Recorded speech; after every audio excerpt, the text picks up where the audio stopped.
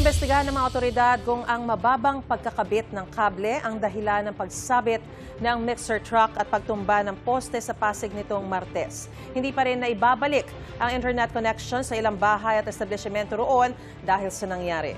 May unang balita si Darlene Kai. Biglang napatigil ang trailer truck na yan nang sumabit sa mga kable sa Sandoval Avenue, Barangay Pinagbuhatan, Pasig City tanghali noong Martes.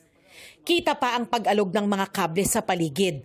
Nakadaan naman ang trailer truck pero makalipas ang 3 oras, dumaan ang isang cement mixer truck. Hindi na nahagip sa CCTV ang sumunod na nangyari. Pero kita ang pag-alog ng mga kable sabay na putol na ang video. Sumabit ang mixer truck sa mga kable kaya tuluyang natumba ang isang poste. Nagkaroon ng problema sa kuryente pero naibalik na ito. Pero 3 araw ng problema ng mga bahay at establishmento sa Sandoval Avenue ang kawalan ng internet connection. Tulad sa printing shop na pinagtatrabahuhan ni Monique. 1.5 araw pa silang nawala ng pasok kaya bawas din daw ang sweldo. Sobrang hassle po kasi unang-una, hindi namin na-update ang customer namin. Yung iba po, nag-refund po. Yung iba naman nakaintindi kasi since emergency naman. May mga kawani na ng telephone company na nagkukumpuni sa lugar. Sinusubukan pa ng GMA News na kunin ang opisyal na panig ng telco pero sabi ng mga nakausap naming kawani na tumangging magbigay ng pahayag sa harap ng kamera, target daw nilang tapusin ang lahat ng repairs.